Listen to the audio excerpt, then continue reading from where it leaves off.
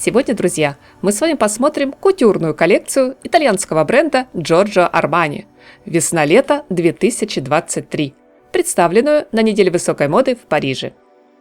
И пусть просторы инета перегружены массой далеко не позитивных событий, я хочу подарить вам, мои дорогие зрители, несколько приятных минут знакомства с удивительным миром красоты и уникального дизайнерского таланта. Ведь модные образы новой линейки дома Armani сполна наполнены оптимизмом, праздничной атмосферой и красками карнавала в Венеции. Да, великий кутюрье решил сменить привычный вектор, направленный в сторону классической роскоши, вдруг ударившись в барокко, а также в стиле рококо. Сдержанную нейтральную палитру дизайнер взорвал десятком ярких оттенков. Правда, не настолько насыщенных, как в костюме популярного персонажа итальянской комедии масок. Я бы сказала, более благородных, с дорогим статусным напылением. Эти изменения гости показа заметили еще в приглашениях на шоу, украшенных узором «Арлекин». Цветной ромбовидный рисунок повторялся и в оформлении сценического пространства, сиявшего изумрудным, мятным, лаймовым тоном, переливами сиреневых, лиловых, розовых красок. А ведь для большинства презентаций за пределами Милана Giorgio Armani почти всегда предпочитал черный фэшн-сет.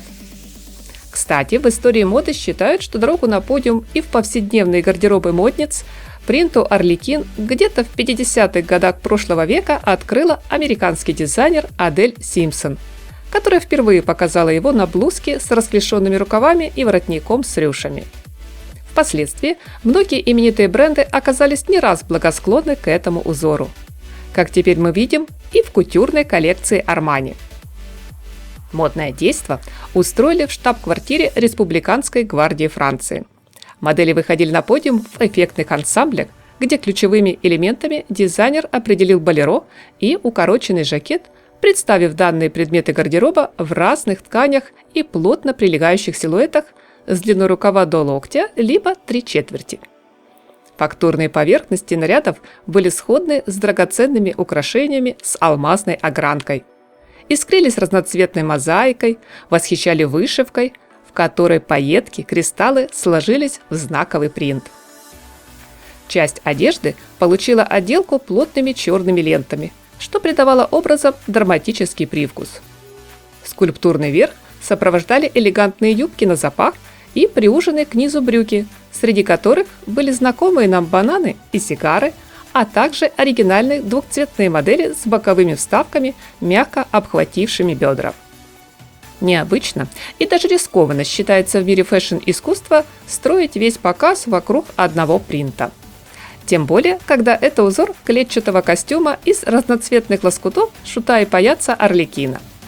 Но, на мой взгляд, у Giorgio Armani очень талантливо и тонко получилось не только предложить всевозможные вариации рисунка по ткани, аппликации, вышивки, но и составить интересные, яркие комбинации из разных цветовых блоков. Для вечернего выхода кутюрье представил в коллекции плотно усыпанные блестками платья-колонны и соблазнительные, украшенные кристаллами наряды для кинозвезд. Такие узкие, что манекенщицы порой с трудом передвигались в них по подиуму. Чтобы поддержать главную идею коллекции, часть модных образов дизайнер дополнил широким воротником в стиле Пьеро. Щепотку французского шарма в общую картину добавили миниатюрные шляпки, шелковые банты и прекрасные розы из бархата, тонко-черной кожи, атласа или невесомой органзы. Удивительная, очень атмосферная, яркая получилась коллекция. Не зря финальным аккордом показа стали долгие аплодисменты, которыми публика встретила дизайнера. Приятного вам просмотра, друзья! Всем красоты и совершенства! Только добрых, положительных эмоций и позитивного, солнечного настроения!